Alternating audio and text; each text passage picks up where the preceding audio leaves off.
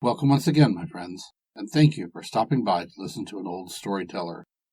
Today we have a story from France, and the title of this story is The Conflagration. Ourson now forbade Violet to go alone in the forest.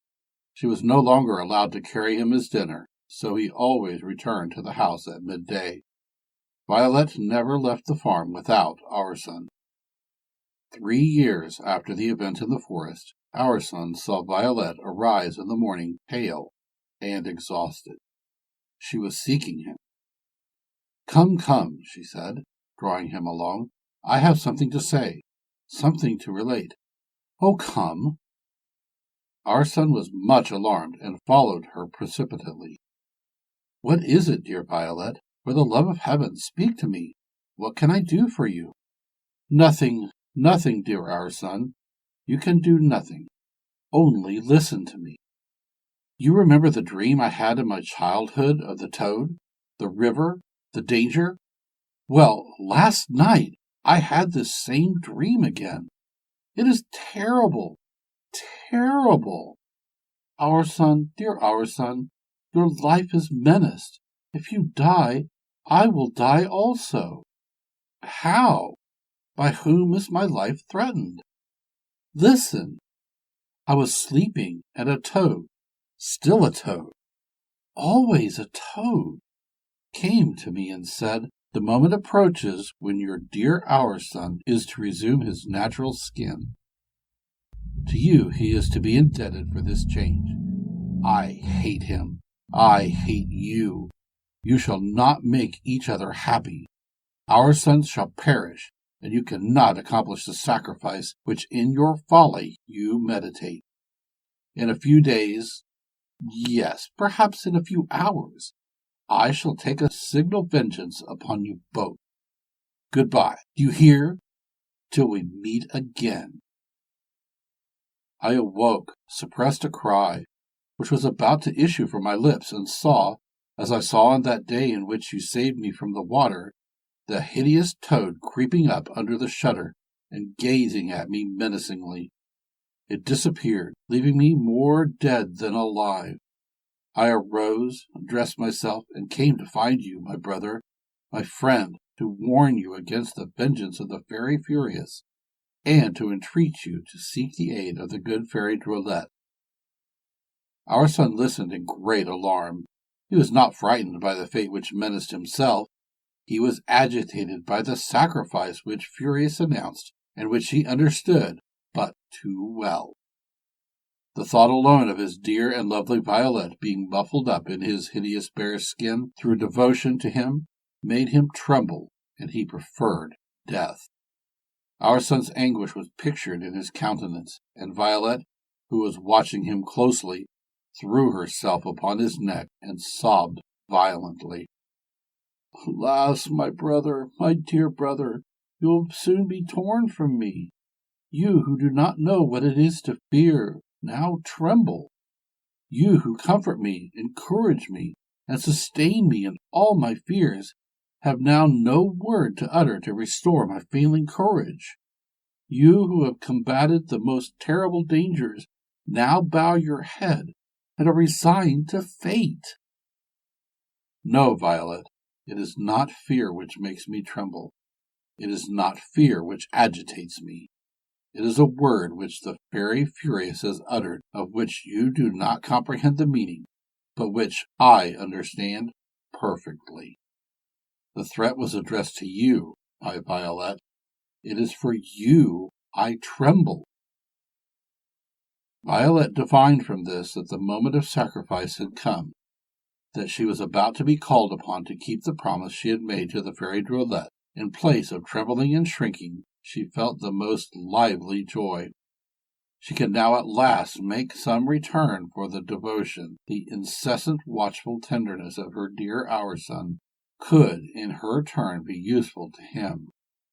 She made no response to the fears expressed by Ourson, which thanked him and spoke to him more tenderly than ever before, thinking that soon perhaps she would be separated from him by death. Ourson had the same thought. They both fervently invoked the protection of the fairy Drolette.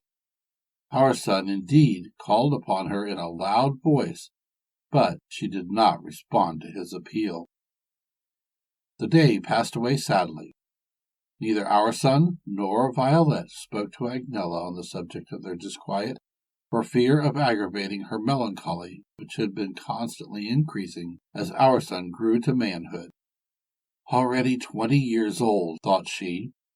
If he persists in living in this solitude and seeing no one, and in refusing to change with Violet, who asked nothing better, I am certain, I am convinced, he will wear this bearskin till his death. Agnella wept, often wept, but her tears brought her no remedy. The day Violet had her frightful dream, Agnella also had a dream. Fairy Drolette had appeared to her. Courage, Queen, she said to her. In a few days Ourson will lose his bear's skin, and you can give him his true name of Prince Marvelous. Agnella had awakened full of hope and happiness. She redoubled her tenderness to Violet, believing that it was to her she would owe the happiness of her son. Everyone retired at night with different feelings. Violet and Ourson, full of anxiety for the future which appeared so threatening, Agnella's heart bounding with joy at that same future which appeared so near and so replete with happiness, Passerole, astonished at the melancholy of the one and the joy of the other, and ignorant of the cause of both. All slept, however, Violet after weeping profusely, Ourson after having invoked the fairy Drolette, Agnella after smiling and thinking of Ourson handsome and attractive, and Passerose after saying to herself 100 times, "But what is the matter with them all today?" Scarcely an hour after all at the farm were asleep, Violet was aroused by the smell of fire and smoke. Agnella awoke at the same moment. "Mother," said Violet, "do you not smell something?" "The house is on fire," said Agnella. "Look, what a light is round about us." They sprang from their beds and ran to the parlor.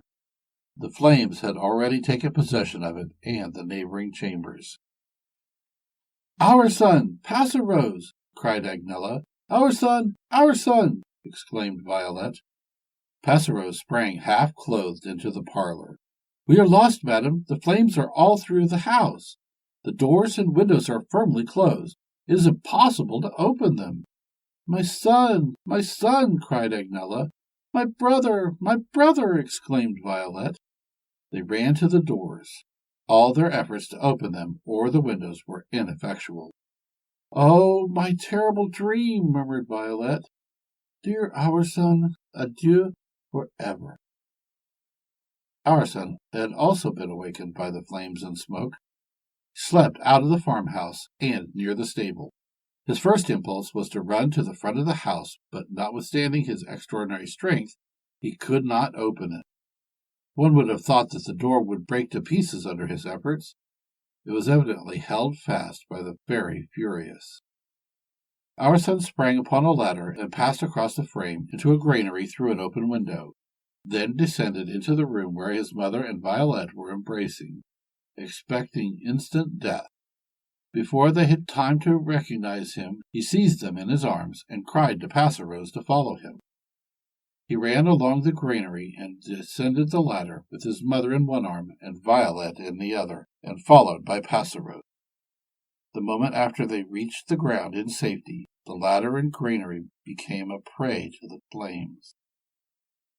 Ourson led Agnella and Passerose some distance from the fire.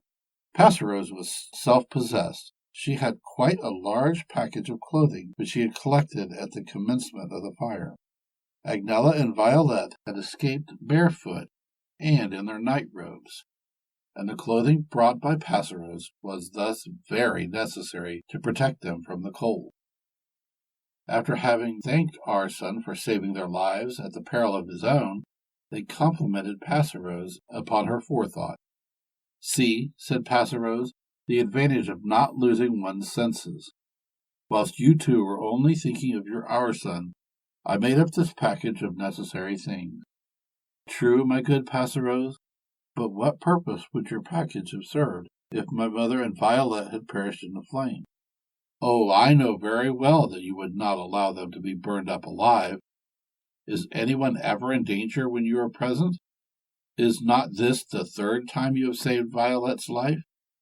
Violet pressed Ourson's hands tenderly and carried them to her lips. Agnella embraced her and said, Dear Violet, Ourson is happy in your tenderness, which fully rewards him for all he has done for you. I feel assured that on your part you would be happy to sacrifice yourself for him if an occasion occurred, that only too willingly would you help him. Before Violet could speak, Ourson said with animation, Mother, do not say anything to Violet of sacrificing herself for me. You know the thought alone makes me wretched. In place of replying to Ourson, Agnella placed her hand on her forehead and cried out anxiously, The casket, Passerose, the casket. Have you saved the casket? I forgot it, madam, said Passerose. The countenance of Agnella expressed such regret and anxiety that Ourson questioned her as to this precious casket which seemed to trouble her so much. The casket was a present of the fairy Drolette. She told me that the happiness of Violet was contained in it. It was in the wardrobe at the foot of my bed. Alas, by what fatality did I forget it? She had scarcely uttered these words when the brave Ourson sprang towards the burning house, and, notwithstanding the tears and supplications of Agnella, Violet, and Passerose, disappeared into the flames, exclaiming, You shall have the casket, mother, or I will perish with it. A horrible silence followed this act of Ourson. Violet fell on her knees with her arms extended towards the burning house. Agnella, with her hands clasped, looked with straining eyes at the opening through which Ourson had entered, while Passerose was motionless, hiding her face with her hands. Some moments passed thus, and they appeared ages to three women who were expecting a sentence of life or death. Ourson did not reappear. The crackling of the burning wood, the flashing of the flames, increased in violence. Suddenly, a frightful noise made Violet and Agnella utter a cry of despair. The roof, covered with flames, had fallen in, and Ourson was buried under the ruins, crushed by the ruins, consumed by the fire. The silence of death succeeded this dreadful catastrophe. The flames diminished, then died away. No sound now interrupted the despair of Agnella and Violet. Violet had fallen into the arms of Agnella, and they sobbed thus a long time in silence. Passerose contemplated the smoking ruins and wept. Poor Ourson was buried there a victim of his courage and his devotion. Agnella and Violet still wept bitterly. They appeared neither to hear nor understand what was passing around them. Let us leave this place, said Passerose at last. Agnella and Violet made no response. Passerose tried to lead Violet away. Come, said she. Come, Violet. Let us seek a shelter for the night. The evening, fortunately, is mild. What shelter do I want? Said Violet. What is the evening to me, or the morning? There are no more beautiful days for me. The sun will shine no more, but to illumine my despair. But if we remain here weeping, we shall die of hunger, Violet, and in spite of the bitterest grief, we must think of the necessities of life. Better to die of hunger than of grief. I will not leave this place where I saw my dear Ourson for the last time, where he perished, a victim of his tenderness for us.